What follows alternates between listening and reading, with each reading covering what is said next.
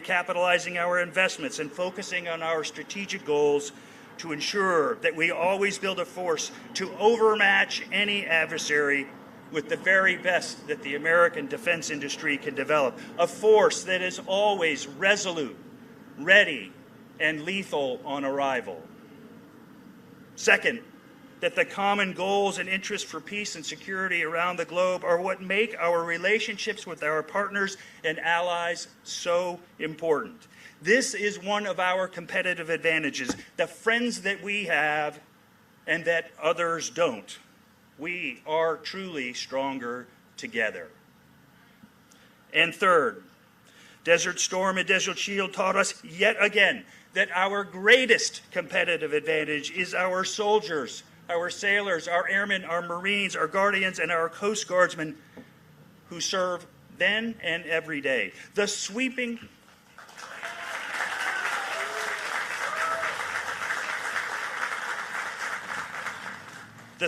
curves that will define this beautiful memorial are symbolic of the left hook so critical to victory in 100 hours. A left hook so ingenious in design and so lethal in execution that it reminds us of the indomitable warrior spirit of all of our servicemen and women. They are the center of the universe. They are why we are here today, and they are why this memorial and all of our memorials are so important, so that we never forget.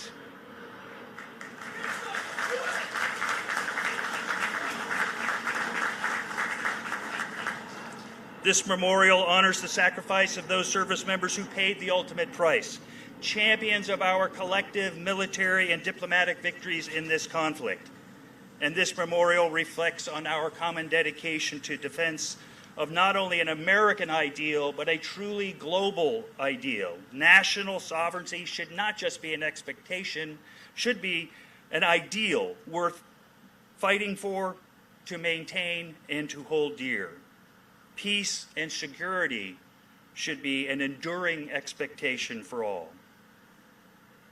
So I am grateful for the opportunity to honor the veterans and families of Desert Shield and Desert Storm through today's dedication. And I look forward to returning to celebrate its completion.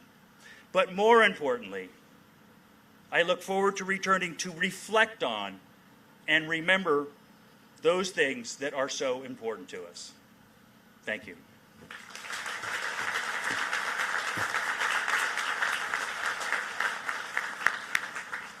Thank you, Admiral.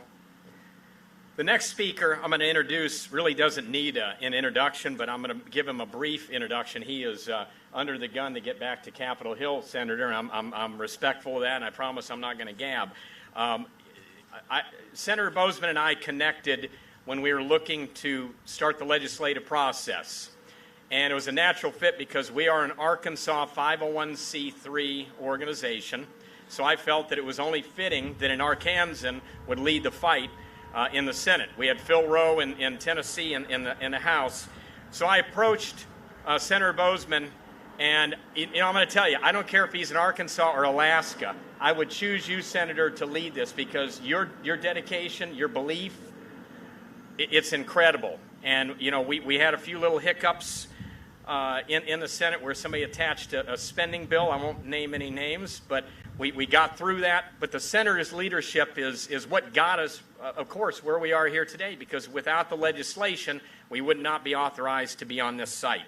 He served in the Senate since 2010, and he is originally from Fort Smith, Arkansas, and I have to mention, you can see when he stands up, he's a good-sized guy. He played football for the University of Arkansas Razorbacks. So, Senator John Boozman. Senator. Don't ever misunderstand. This simply would not have gotten done without Scott's hard work. I still have the bruises of him coming in and twisting my arms as we went through this, but we really do appreciate you so very much. Yes, sir. Thank you.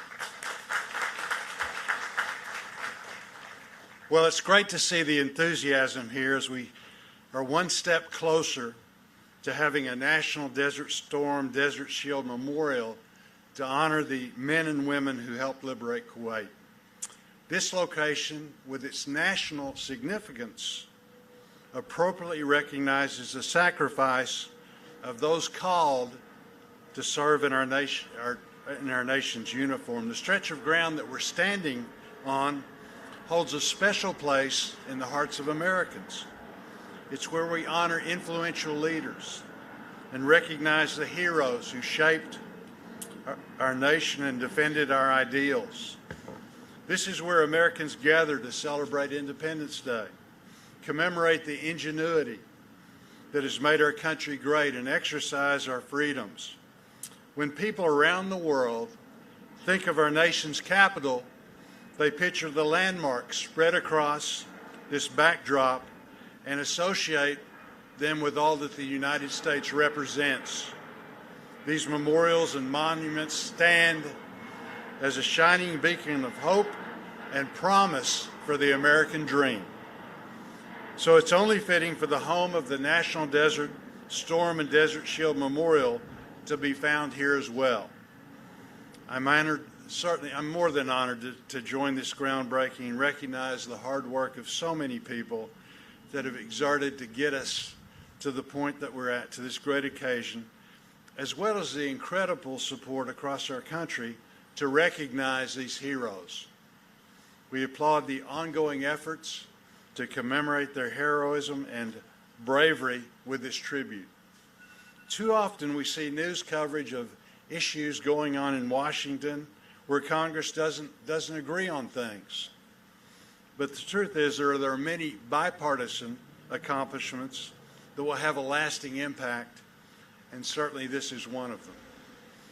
We're here because we all agree honoring these American warriors is a worthy cause. I had the opportunity to work with my friend from Indiana, Senator Joe Donnelly. I'm a Republican, he's a Democrat.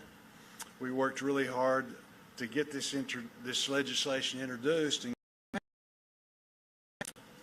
to make sure that we were memorializing and honoring the hundreds of thousands of men and women who fought to defend freedom in the Gulf War, including those who made the ultimate sacrifice. It's been more than 31 years since the war ended. The time has come to ensure we have a dedicated landmark honoring the valor and the dedication of our service members and their loved ones. We want these men and women to be able to come here and reflect on their mission and honor those that they served alongside.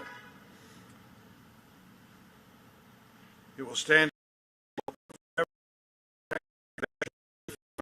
help teach future generations about this important moment, our nation's tradition of fighting tyranny. It's critical that we reflect on this episode and those who willingly set out to answer this call. Again, congratulations to all of you for all of your hard work. And this is I can't wait to come back and as we move a little bit, as we actually open this place up. But again, congratulations and thank you very, very much for making this happen.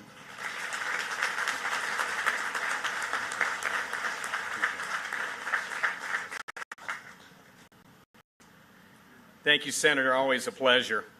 Our next speaker is Jeffrey P. Reinbold, and Jeff is with the National Park Service, and he is a superintendent of the National Mall and Memorial Parks. He's been a National Park manager with 28 years of experience, extensive experience, and he was selected in 2019 by the National Park Service to serve as a superintendent here in this area and the memorial parks as well. In addition to his role, he manages the iconic monuments and memorials in the nation's capital and care for the treasured neighborhood green space with a budget of approximately $35 million, with a staff of nearly 300 and more than 6,000 volunteers. And I've had a number of interactions. I said last night, I have all the respect in the world, and the National Park Service is our partner with this. And they will be the long-term stewards. I think I use the analogy, we're going to turn the keys over to them once we're complete. But it is in good hands. And Jeff, it's really an honor to have you here. If you would please ascend to the podium. Jeff Reinbold.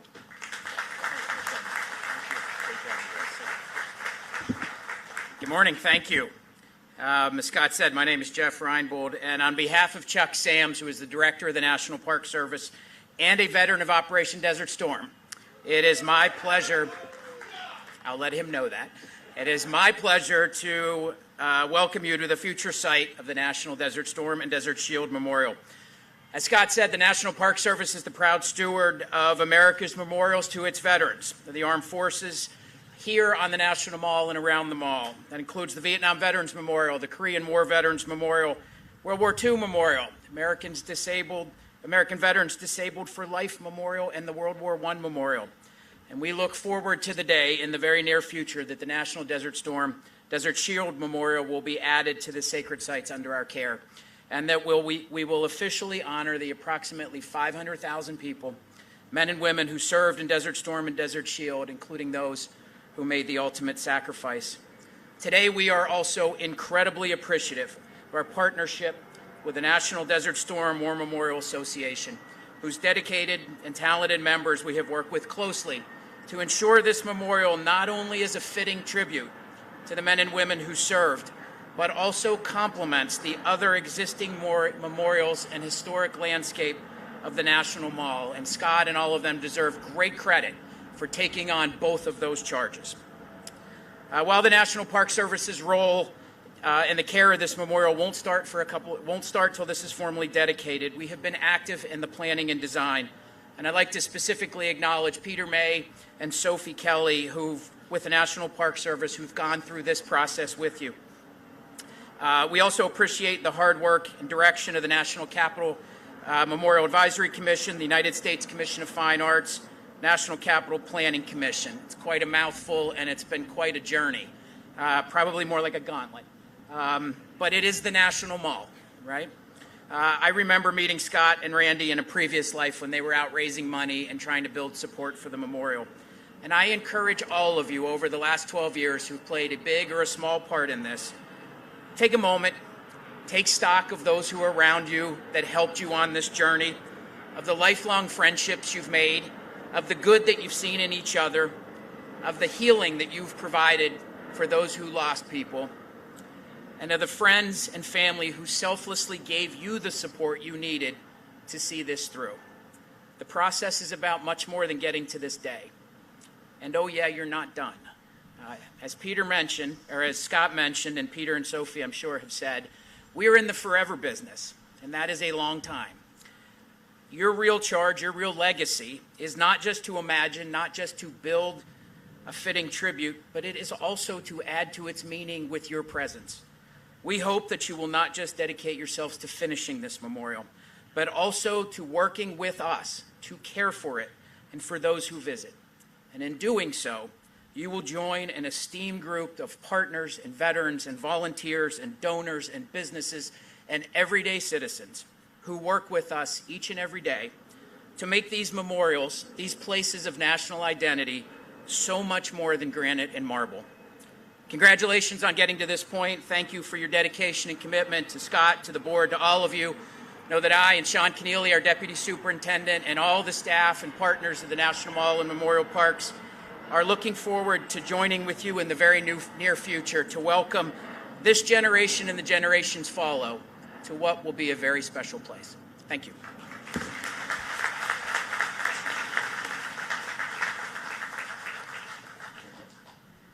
Our next speaker is a fellow Desert Storm veteran who is a highly accomplished and high-ranking former military member, General Rhonda Cornum. Her resume is lengthy, and I ran this past her because she outranks me by just a couple of pay grades. But she was, as a flight surgeon with the 229th Attack Helicopter Regiment, then Major Cornum was aboard a Black Hawk helicopter on a search and rescue mission, looking for a downed F-16 pilot during Desert Storm. When the helicopter was shot down on February 27, 1991, she suffered 2 broken arms, a broken finger, a gunshot wound in the back, and other injuries. After regaining consciousness, she said her first thoughts were, nobody ever died from pain. Wow. Her decorations include the Army Distinguished Service Medal, Legion of Merit with 2 oak leaf clusters, Distinguished Flying Cross, Bronze Star Medal, Meritorious Service Medal with 4 oak leaf clusters, Purple Heart, Air Medal, and Prisoner of War. Oh yeah, I forgot to mention she was a prisoner of war. Unbelievable, and the atrocities that she endured as a POW. We're honored to have General Cornum here this morning to share her story, and she is only one of 7 women in history to receive the Distinguished Flying Cross. Ladies and gentlemen, please welcome General Rhonda Cornum.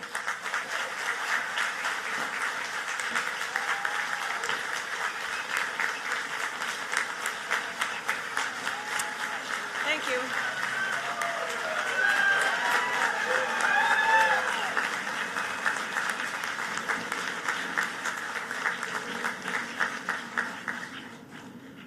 And I'll just tell you, nobody ever has died of pain, although you might occasionally want to.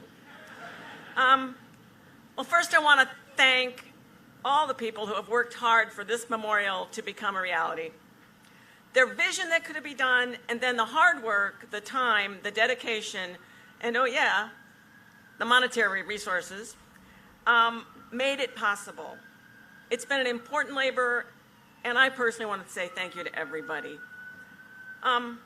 I was a major in 1990 when Iraq invaded Kuwait. I watched it unfold on television at an airport. I was coming back from Fort Hood to Fort Rucker. And within 3 weeks, I had transferred from my research job to being a flight surgeon with an attack helicopter unit. And we had packed up our helicopters, tents, trucks, and people, and we had landed in Dhahran, Saudi Arabia. I thought Texas was hot till then. We then moved out west on the border between Iraq and Saudi Arabia. And then when the war started, we moved north. On the 27th of February, a call came and asking us to extract an Air Force guy who had been shot down. We were the only people with helicopters within hours of this guy. AWACS knew he was alive and he had a broken leg. So 2 Apaches and my Black Hawk went whopping out there to get him. It seemed like a great plan, but it didn't quite turn out as we hoped. No plan survives first contact with the enemy, and our first contact was terminal. The same unit that shot down this guy shot down my Black Hawk. 5 of our crew were killed in that wreck. 3 of us were injured and captured. There are a lot of lessons to be learned from the POW experience, and I know it's hot, and we're not going to learn them all today. But perhaps the most important thing, and this is from an individual soldier, is that I never, not for a single minute, did I feel like I was going to be abandoned up there. I had great confidence in the leadership of I had confidence in my little battalion commander, the military forces, the military coalition, and the civilians who were leading this thing. I was sure I would not languish in prison for years like the guys in Vietnam. I had absolute confidence if I just stayed alive long enough, someone would come get me. And they did. They came and got me. They came and got the Allied prisoners who we were held with. And so here we are, 30 years later, 30 plus years later, and we're going to finally celebrate and memorialize the prosecution of Operations Desert Shield and Desert Storm. And there's a lot of things, we've heard a lot of things about Desert Storm, but there's one thing that really stands out. It's that it was a demonstration of all the good things that can happen when there's an unambiguous and positive moral mission, like liberating Kuwait from a brutal invasion. And along with that great mission was great leadership. We put together a coalition of almost the entire world. I remember going out and helping supply a Yemenese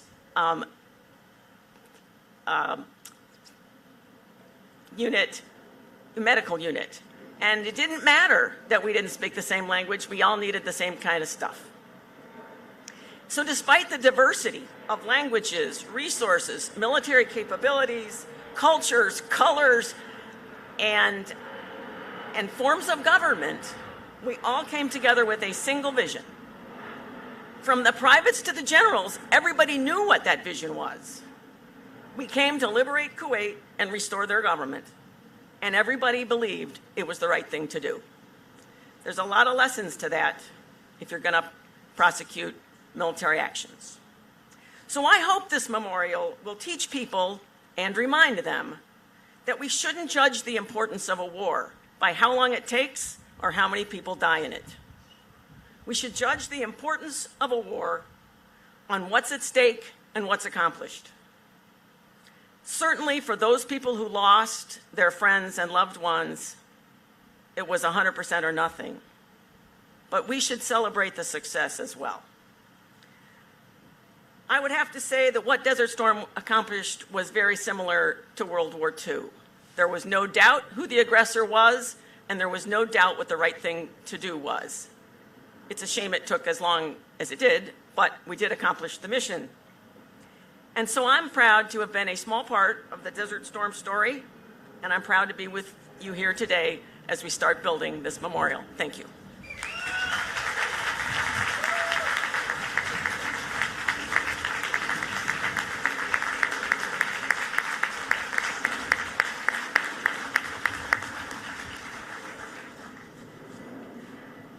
Our next speaker is another person who really doesn't need any introduction, and what I'm going to say isn't going to do him justice, and he would kill me if I said too many nice things about him. General Chuck Horner, who was the architect and the leader of the entire air campaign. Marine Corps, Navy, Air Force, you name it. He was leading it. 43 days. Whenever I hear the term 100-hour war, my gosh, don't say that around him. 43 days of sorties around the clock. His leadership, no doubt, saved tens of thousands of lives on the ground, probably myself included. Executed to almost near perfection. Nothing is perfect, but he darn near got it. He's been a real staunch supporter of this memorial. He's a great guy. He says it the way it is.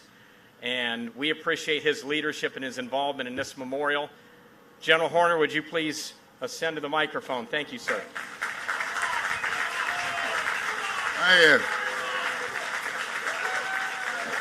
Please sit down.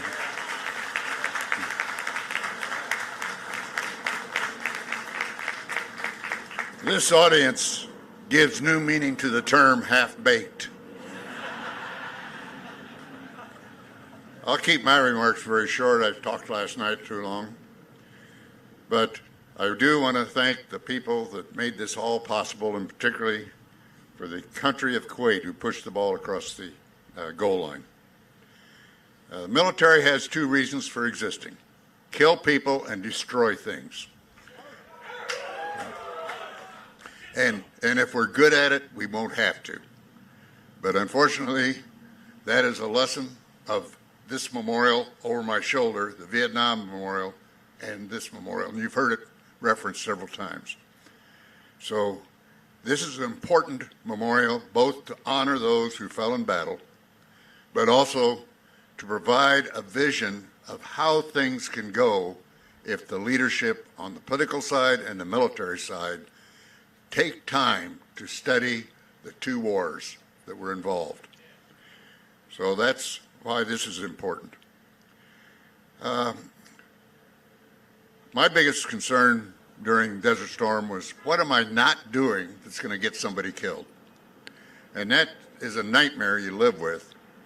But, and quite frankly, I was improper. Don't ever ask me to apologize for the war of jet engines. Right, we did have two really tragic events. One was a AC-130 shoot down, killed all 13 members on board. And the other one was a Scud attack towards the end of the war, that the Patriot missile system was down for a software update, and the Scud hit a barracks, a warehouse that was being used as a barracks by the Army, and we had over 125 killed and wounded. in that one strike. That was the only real strike that the Scuds did. So allow me to introduce the mother of one of those soldiers that was killed by that Scud attack at Dahrain. Her name is Christine Jensen, and she worked tirelessly for this memorial to happen to honor her son. So please welcome Christine Jensen.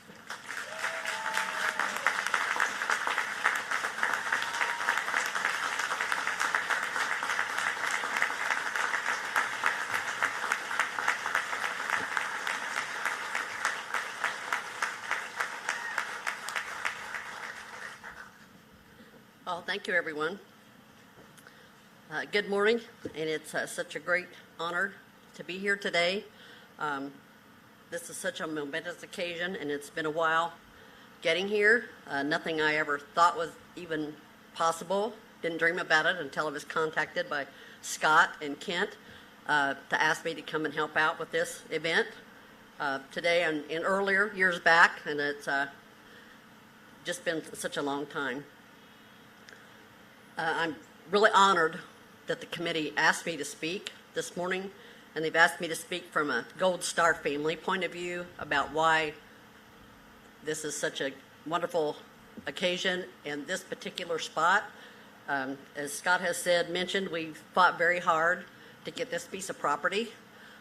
Being so near the Vietnam Memorial with General Horner, our Desert Storm family, and everyone else that was involved there. My husband was a Vietnam veteran, and that he can go there and see friends, his name's Friends on the wall there, and visit, but now we'll be able to come here all in one trip, just a few steps away, and visit here to see the memorial for our son, but also for all of the Desert Storm veterans, and I'm so glad to see so many of them here. It's such a great honor to have them here. And that was one of the reasons that we wanted this piece of property. And it's such a beautiful place, and it's going to be wonderful to see it to completion. I want to just say a little bit about my son. They've already mentioned Brian was 22 years old, and he was in country 5 days because he had already done his 4 years in the Army. And when he signed up, it was 4 years active, 4 years inactive. At that time, inactive meant you didn't really ever have to go back and you were fine to go on about your life. But in January of 1990, he was called up and said that we need you to come and be retrained to go overseas for this operation. And he was a helicopter refueler. And so he went and got his training, and he left to go to Desert Storm. I was able to visit him the evening before he left. And so we got to see him from our hotel room. They were getting on the bus, and only because of the way he walked, which was a little bit different from everybody else, we could tell that he was getting on the bus. So we saw him off that morning, and he called me on Thursday and said that he was in Desert Storm and asked me what I was doing, and I said it's 5 o'clock in the morning and I was sleeping. And asked him how he was doing, and he said there's nothing but sand here. So I told him it was that he loved the beach, and do his best, and hopefully he would be home soon. Not knowing that just a few days later he would be home.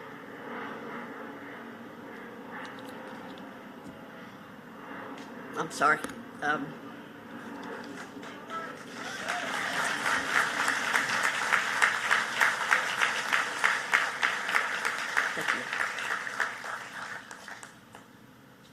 But not the way I wanted. So to have him honored here, and it's what is so great about this monument is actually I was on the way here from Indiana. We stopped in Shanksville, Pennsylvania at the Flight 93 Memorial, and what an awesome place it is. We actually went yesterday morning to Gettysburg to see the battleground there and the loss of lives. But this memorial is not just about those we lost, our loved ones. It's for all that served our military in the coalition and for the Kuwaiti people that everyone can remember. And I do know from being here before, I've been asked many years to come to the No Greater Love ceremony, which was to honor the service and for those that died there at the Kuwait Embassy. And with our wonderful ambassador here, whom I met a few times, and know how much they honor and respect what we did for them. We would have a formal dinner, and we would sit down at the table and meet those people. And I remember how so many of them would thank us and tell us that they would never, ever forget my son or the United States for what we had done for them. So today it's just an honor to be here. I thank everyone for coming, and it just means the world to me. Thank you.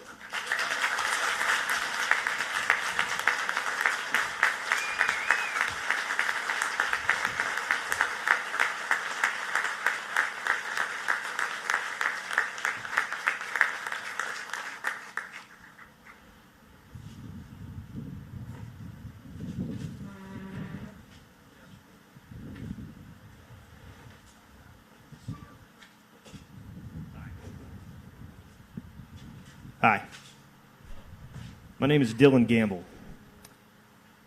In 1990, Sergeant Dodge Powell was deployed to Operation Desert Shield.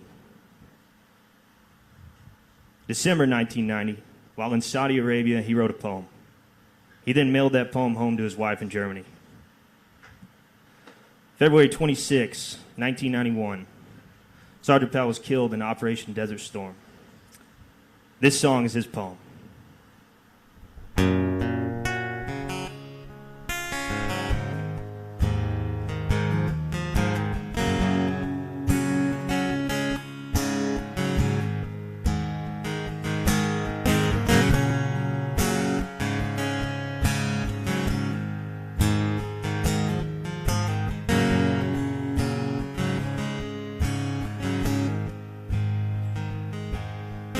Bad man as a ruler, with ego, greed, and power. He can't succeed, he must be stopped. It's almost 0 hour. I knuckle down and ponder, I bow my head to pray. One question that is paramount: will there be peace and day? Well, it's only just beginning. Yeah, the end we're inside, but not knowing is the worst thing. Will it end or will we fight?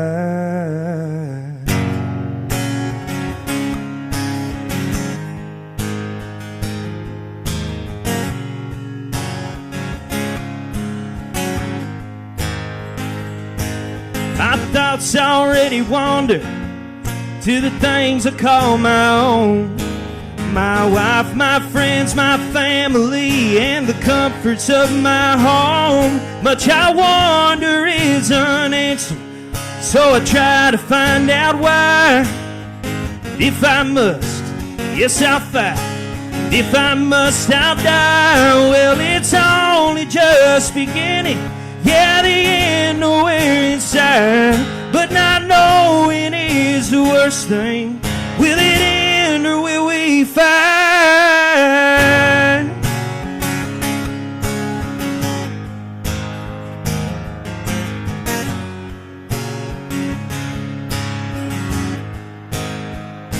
Defending freedom is my mission. Yeah, and I've answered every call. I'll fight in heat and dust and sand, and the dragon he will fall. For I am called American, I say that clear and loud. Not only am I strong and brave, I am the best and I'm damn proud. Well, it's only just beginning, the end nowhere inside, but not knowing is the worst thing. Will it end? Will we fight?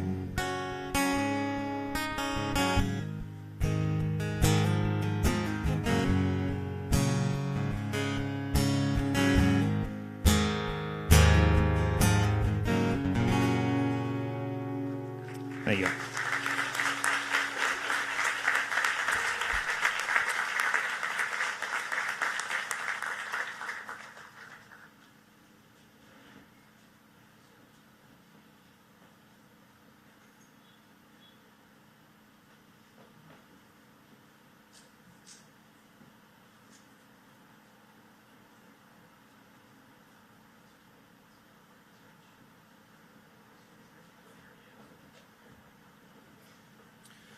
Good morning.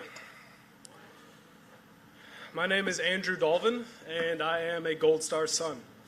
I just recently, 2 months ago, came off of active duty, 9 years as an MV-22 Osprey pilot in the Marine Corps.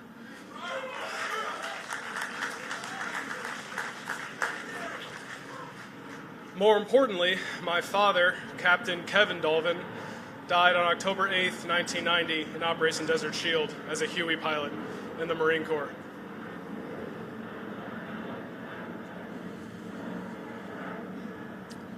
If you are an Operation Desert Shield or Operation Desert Storm Gold Star family member, would you please stand and remain standing?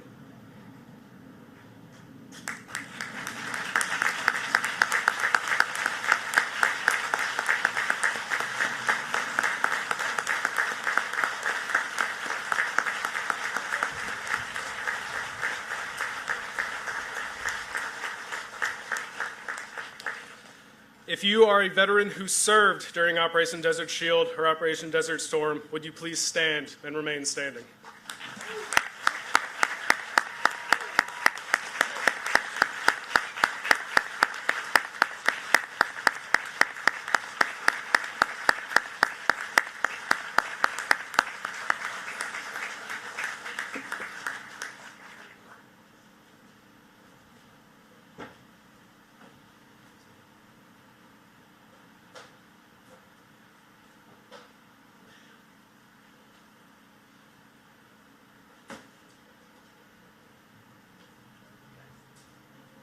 Ladies and gentlemen, it's now time to ceremoniously break ground on the National Desert Storm and Desert Shield Memorial.